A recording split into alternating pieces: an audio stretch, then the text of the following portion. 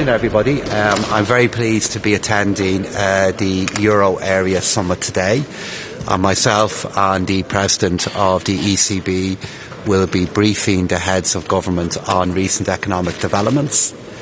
The three messages that I will be giving are firstly, that despite the huge challenges that we have faced in 2022, the euro area in the face of those challenges showed its resilience. It grew by over 3%, and while we expect a lower rate of economic growth for this year, we still expect the euro area to grow. All that being said, recent developments that have taken place in financial markets and in banks across the world remind us of the need to be ever vigilant and to continue to monitor risks as they develop. Which will lead on to my second message, which is that in the face of these changes, budgetary policy within the euro area has to remain coordinated, but it also has to change. The Eurogroup has now, on two occasions in recent months, acknowledged that as we are now in an atmosphere of inflation remaining high and the cost of borrowing going up, that our budgetary policies for this year and next year do need to slowly change. We do need to maintain support for our societies, particularly for the most vulnerable, but we strongly acknowledge that measures that increase demand within our economies and permanently increase borrowing will no longer be warranted in the face of change that is taking place. And then finally, I'll be emphasising again the need for steady progress with regard to banking union. Last summer, the Eurogroup reached agreement on further steps forward on banking union. Now is the time to implement those agreements. I expect and look forward to the Commission bringing forward proposals soon that will look to implement the agreements that we made regarding how we can strengthen deposit guarantee schemes in the face of any change that could happen. And we must, when those Commission proposals are brought forward, act upon them and bring them to final agreement in the time ahead. But it's also equally important that we continue to implement agreements that have been in place for some time. And it is why it is so important that we go ahead with the full ratification of the reform of the European Stability Mechanism to ensure that the Single Resolution Fund has the kind of support that the European Union has already agreed it should have. So a lot of change taking place at the moment, but in the face of all of that change, I do believe we can make the case that the euro and the euro area is showing its resilience. And while the year ahead, of course, will be a year with many challenges within it, all of our forecasts at the moment continue to point to record levels of employment and also point to growth. Acknowledging the growth is low, but growth in the world that we're in at the moment is important and will make a difference. Ministers treat this subject with utmost emergency? Pardon me? Should the ministers treat the issue of finishing the banking union with their utmost urgency? What we should do is we should implement what we have agreed to do. So the measures that were agreed to develop banking union were agreed last summer, and I do believe they can make a difference to how we can continue to strengthen banking union within the euro area. If you look at where our banking system stands at the moment, I do believe that the measures that we have taken in recent years have clearly strengthened the resilience of our banks, and they are the result of clear and gradual and significant change, and we need to continue with that approach. And I am confident that if we are successful in implementing the proposals that are being brought forward to the Commission, that they will help. But it is about implementing what we have already agreed to do, because what we have done in the past, we can see the value of it now, and we need to continue with a steady approach and implement agreements that have already been made. How big is the risk for a new I'll go for you, and then I'll go for you, yeah? How big is the risk for a new banking crisis? So I am very confident in the amount of liquidity, the amount of resilience that our banking system has built up. And I equally believe that our regulators, our institutions at national and European level have played a very, very important role in strengthening the resilience of our banking system. So I believe we have the reserves and the resilience to ensure the stability of our banking system at the moment. And that is due to policy decisions that have been made and have worked. But we can never be complacent, and it is why our regulators continue to monitor developments within our banking system. They briefed the Eurogroup in our meeting there last week, and we will continue to receive regular briefings from them. So I'm confident that the changes that we have made are working. I'm confident that due to the amount of liquidity our banking system now has in Europe, it has built up the resilience that we need. But we all know that it's vital that we have to continue to monitor developments and then, as I said, implement the agreements that we have agreed to do. Yeah. Do you think that the decisions taken by the Swiss regulators in the context of Credit Suisse and of course Just pardon me, I didn't catch the end of your question. So I think the actions that have been taken by central banks all over the world have actually played an important role in stabilising the difficulties that we're clearly building. And the interventions that have been made by all of the central banks that have been involved in responding back to banking developments have been appropriate and have been effective. But what we need to do here now within the European Union is maintain our steady progress in building banking union. The agreements that we have, the work that we are doing is not... the importance of it is emphasised to me by recent developments, but the work that we are doing we'd already agreed to do, and we should implement and make progress on agreements that were already in place, and I'm confident we'll be able to do that. I'll just take two more. If the Ukrainian war continues, do you think that maybe some European bank will be collapsed? I'm confident in the resilience of our banking system at the moment. I think last year was a very good example of that. Despite the outbreak of this terrible war on the people of Ukraine, the euro area actually grew, despite the expectations and forecasts of so many. And our financial system has shown that it has the ability to weather the challenges of both the pandemic and the early economic consequences of the war. And I'm confident that will continue to be the case, but we can never be complacent either, which is why the work of our regulators and future policy change is so important. And I'll just take a final one from you, otherwise I'll be late for the summit. There's this promise that banks will not be saved anymore with taxpayers' money, but in Switzerland this doesn't happen. Can you keep the promise for Europe? So this is why we need to ensure that the Single Resolution Fund has the support that it will need in the future, particularly from 2024 onwards, to ensure that if there are future banking difficulties, that we are not asking the national taxpayer to pay for it. We have a strong resolution and regulatory framework built up within the European Union, which is all about dealing with difficulties if they emerge effectively and doing everything possible to protect national taxpayers. And it's why one of the next steps we need to take is ensure that the link between the European Stability Mechanism and the Single Resolution Fund is in place from the 1st of January 2024 onwards. Okay, thank you all very much. Thanks, Ned.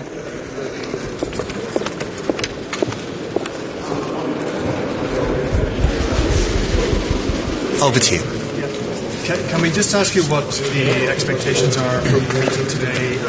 Might we hear anything about inflation, about interest rates? What do you expect? So it's this Euro area summit is taking place at a really important point in the economic developments of Europe and indeed Ireland.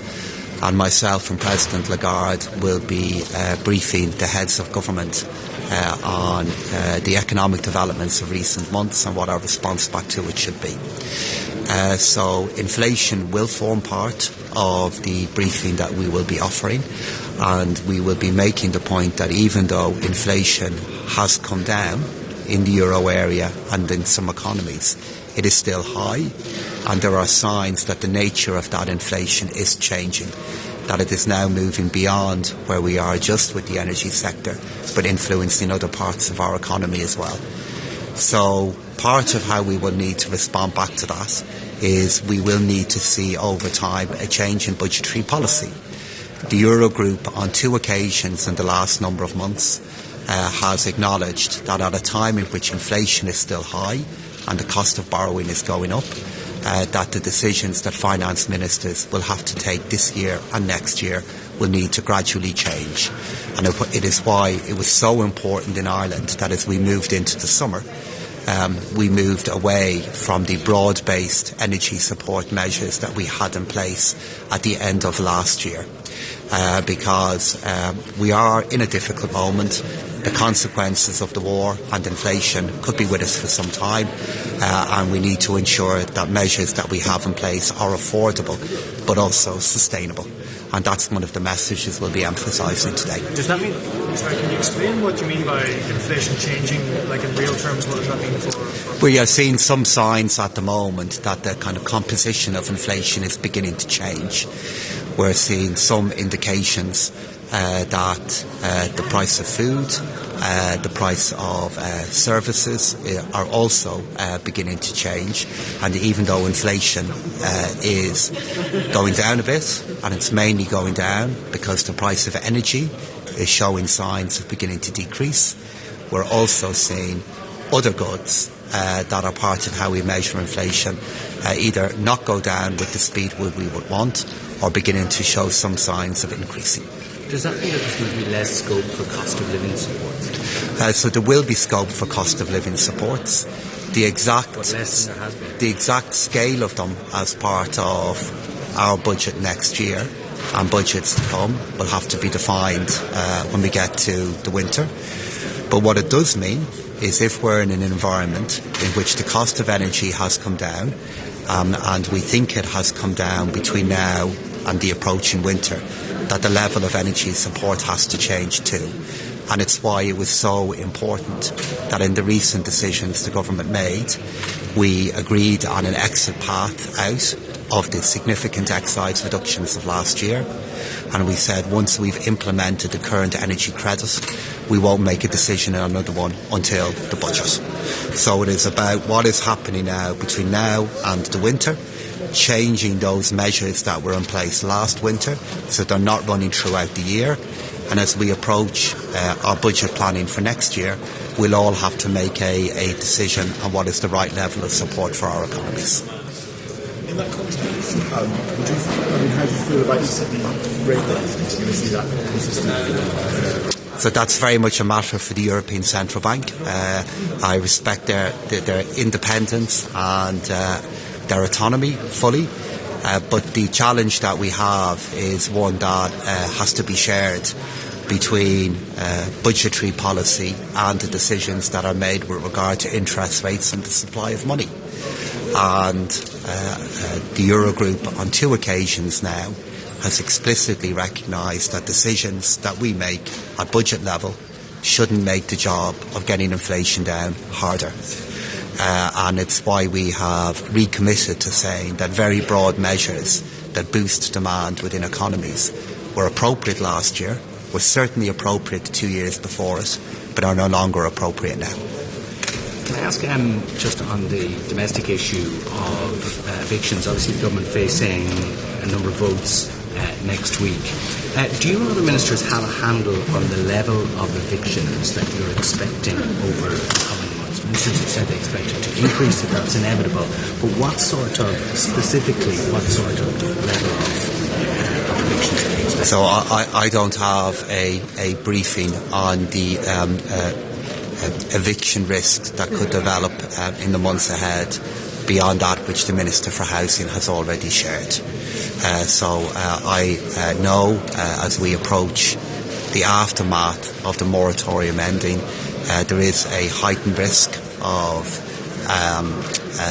tenancies no longer being maintained, but I don't have any new figures with regard to it. Do we have any sense of the sort of level of war? I can't give an indication of that beyond what the Minister for Housing has already said. I don't have any new information on it. Okay? Okay, see you later on. Great. See you now. Thanks, Matt.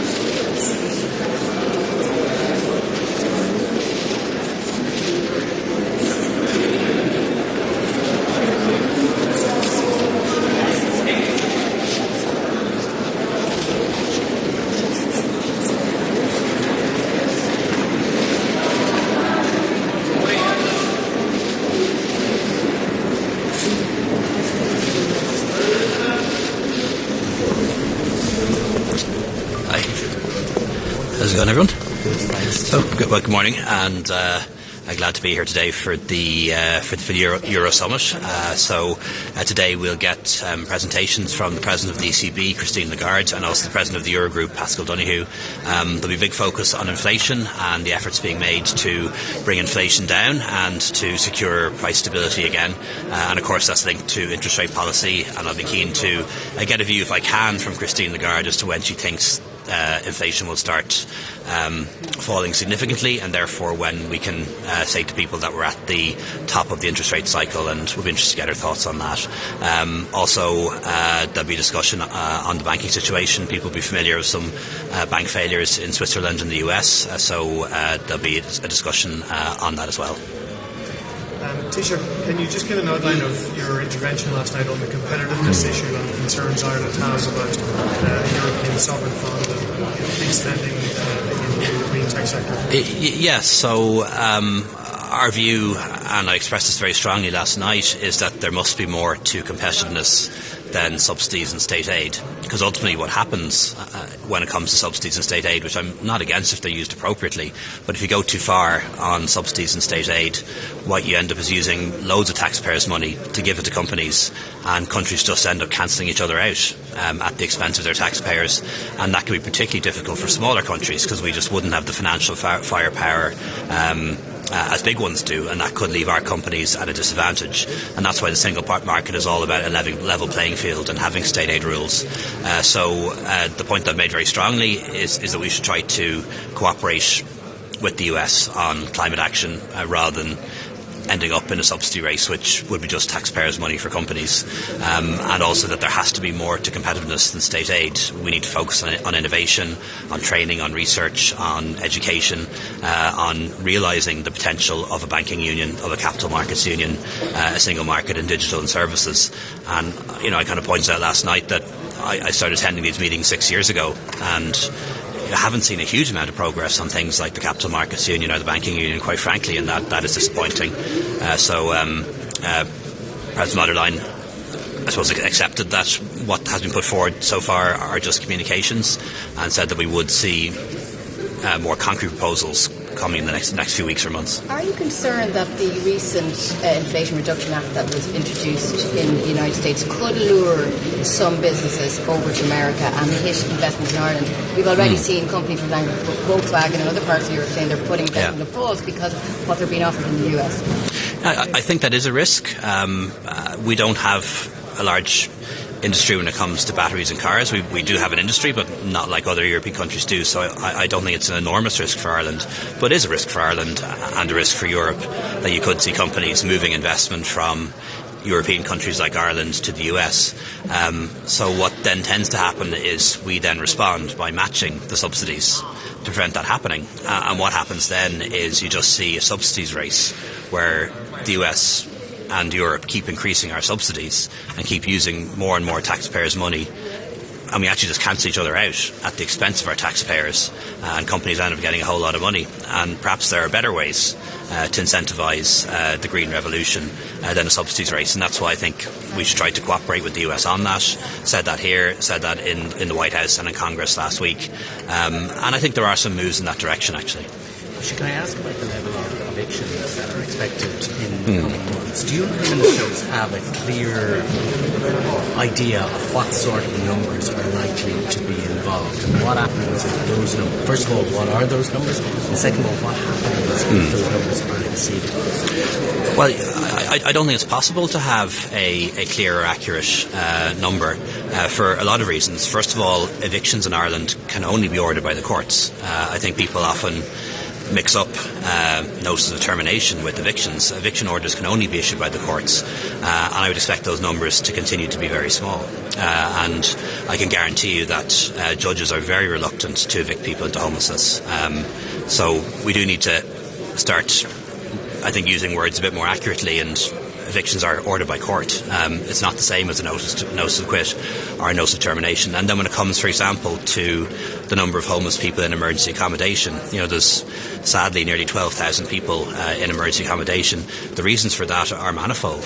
And it's not simply people who've had a notice to quit served on them. If you look at the last couple of months, when the number of people in emergency accommodation has increased every month, there was an eviction ban in place. What were the reasons? It was family breakdown. It was all sorts of different other issues as to why people look for emergency accommodation. Increasing numbers of families and people from overseas as well seeking emergency accommodation. So this kind of idea that I think the opposition put across, that notice of termination turns to eviction, turns to person in homeless accommodation, that's not how it works. But the implication then is that many people will overhold beyond their notice to quit. I don't know. I think some people will overhold, and I think in those scenarios, the vast majority of property owners and landlords are very reasonable. They will understand that sometimes people will need more time to find an alternative place to go, and provide that they're paying the rent. A lot of property owners and landlords will be reasonable about that. There will be other cases that end up in the courts, where courts will adjudicate on the matter and decide whether or not an eviction order is appropriate. And from my experience dealing with difficult cases and constituency cases, courts are very reluctant to evict people into homelessness for humanitarian reasons. But often these cases can be very complicated. I hear cases all the time being brought up by opposition members in the Dáil that on the face of it sound like really hard cases. And when you actually dig into the details, it can be a lot more complicated. Sometimes the person facing a notice of termination has a share in a property, for example. Just to give you one example, so I think we need to be careful with that too. That often cases that are put across that are genuine hardship cases on the face of it may still be hardship cases, but actually can be very complicated. Another one brought up in the Dáil recently. When I looked into it, turned out that the landlord who was being demonised for evicting this person was actually dead, and it was an executor sale. So we need to be mindful that every case is different and every case is individual, but certainly from my experience, actual eviction orders can only be issued by a court, and it's very, very rare that a judge would evict an individual or family into homelessness. They would always try to provide time for a solution to be found. Taoiseach, very dramatic news last night in Kerry in relation to Kerry Davies case, reopening a very painful chapter. Do you have any thoughts on that development? I heard the news, and this is a case that has never been closed. And I understand the Gardaí have made some arrests now. It is a live investigation, so probably best for me not to say too much about it, but a really tragic case that I think everyone in the country is familiar with, and the Gardaí have continued to investigate it, and this I understand is a significant development. Taoiseach, can I ask you about yesterday's discussion around that issue? Is Ireland becoming increasingly isolated in EU services, which is neutral stance, bearing in mind the shift in Europe? No, I don't believe so. There are 4 countries in the European Union that are not members of NATO and don't intend to join NATO, and there's a very good and fair understanding of our position and our particular sensitivities and culture and politics around that. I've never for a second felt under any pressure from other Prime Ministers or Presidents to change our position on it. But I do need to be very clear. Ireland is militarily neutral, which means that we're not members of NATO. We're not members of any military alliance. But we're not politically neutral. We've always been on the side of the West, and on the side of democracy, and on the side of freedom. And that's particularly the case now that we're facing this war in Ukraine. And we participate in PESCO, which is European security and defence. We participate in the European Defence Agency. We're a member of EU battle groups. So, our neutrality needs to be seen for what it is in that sense. Your predecessor said this time last year when the war started that there had to be a discussion about neutrality. I mean, a year down the line we seem to be no closer to that. When do you think might be an appropriate time for that? Yes, so actually Taoiseach is developing proposals on that, and at the right time, and a time of his choosing, I think he'll tell you more about it, but he has developed some proposals as to how we could consult with stakeholders and the public in a meaningful way on how our defence and security policy should evolve.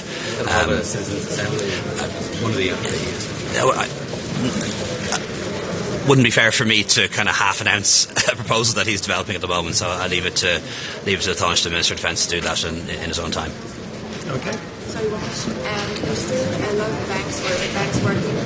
There's still banks working, European banks working in Russia. For example, in Austria, the Raiffeisenbank International. Will this be a topic today? And do you think this bank should be sanctioned and there should be more pressure on them to stop working?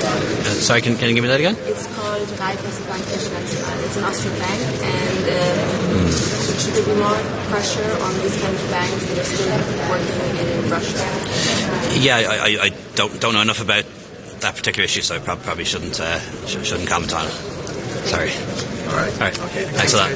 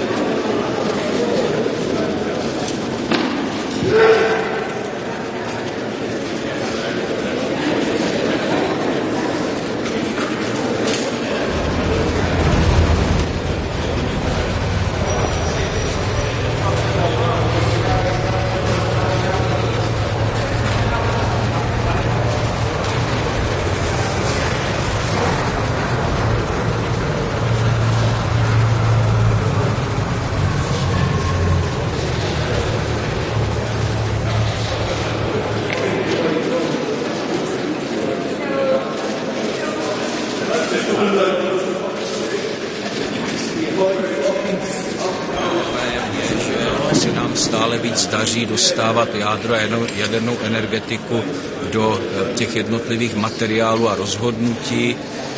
Vítám to, že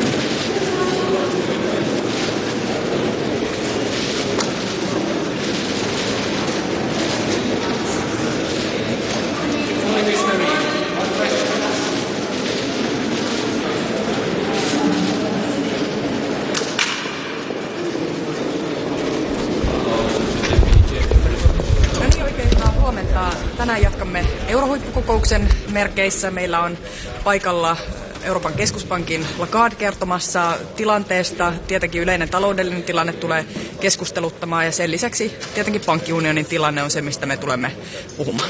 Mitä mieltä Suomi on oppaisesta talletussuojasta?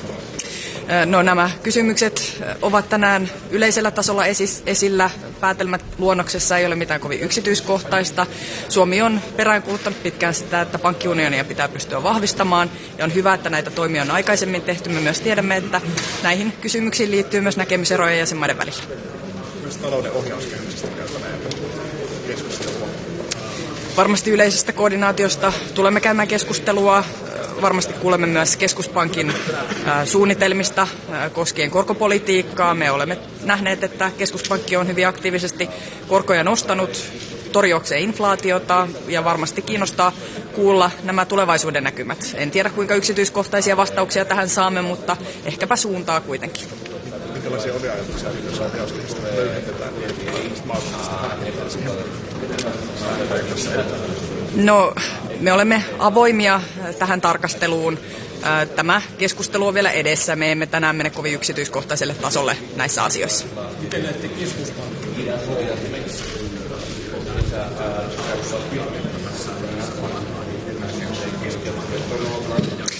Keskuspankin tehtävä on ennen muuta tietenkin torjua inflaatiota korkopolitiikan avulla. Se keskustelu, mitä me olemme aikaisemmin käyneet, jota edelleenkin on syytä käydä, on se, minkälainen koordinaatio valtioiden harjoittaman talouspolitiikan, keskuspankin politiikan välillä on, että välttäisimme tilanteita, jossa nämä ovat ristiriidassa keskenänsä. Varmasti kaikilla on intressi sekä saada inflaatiota alas kuin ylläpitää taloudellista vakautta. Mikä arvionne on, että vetääkö talouspolitiikkaa edes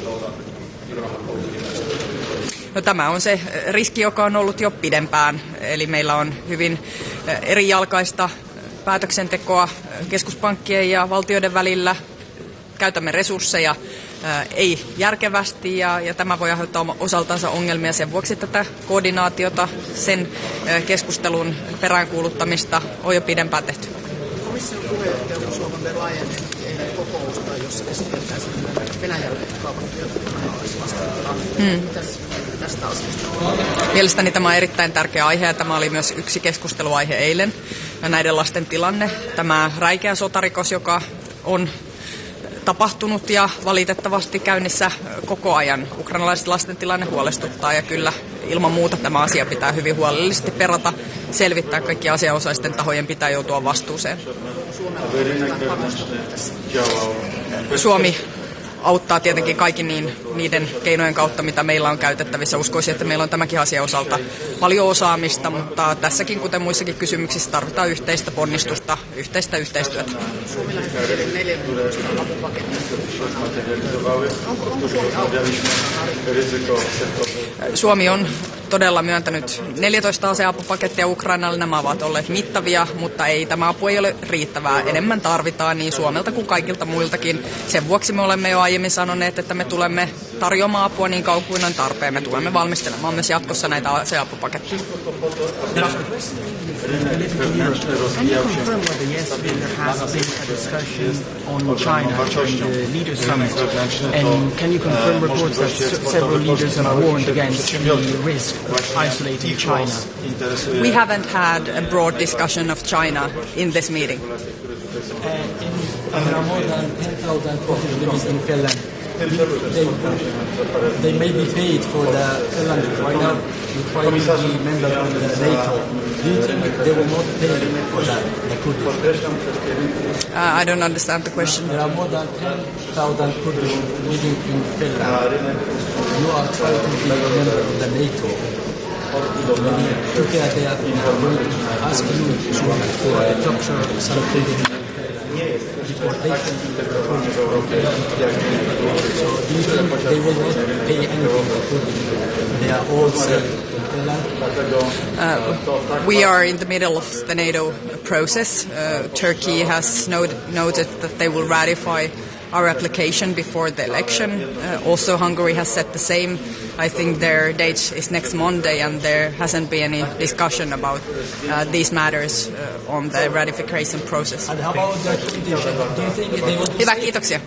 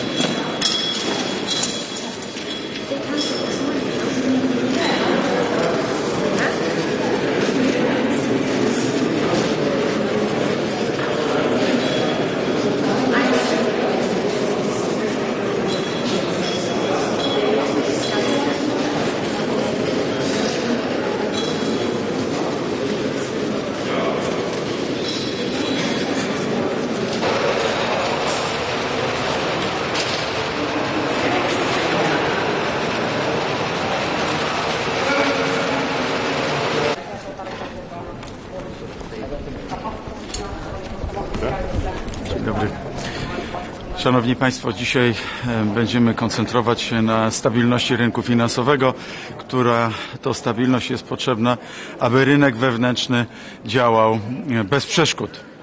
Wczoraj była pierwsza dyskusja na temat rynku wewnętrznego. Dzisiaj dyskusja z szefową Banku Centralnego, Europejskiego Banku Centralnego Christine Lagarde. Wskażę na kilka ryzyk, które niestety się zmaterializowały, o których rozmawialiśmy. Ryzyko w sektorze bankowym, tak naprawdę bankructwo banku Credit Suisse i przejęcie jego, to jeden z największych banków w Europie. Wskażę również na ryzyka na rynku funduszy i związane z niektórymi instrumentami finansowymi.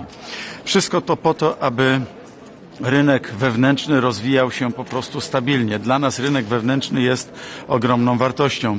Rynek wewnętrzny to możliwości eksportowe polskich małych i średnich przedsiębiorców.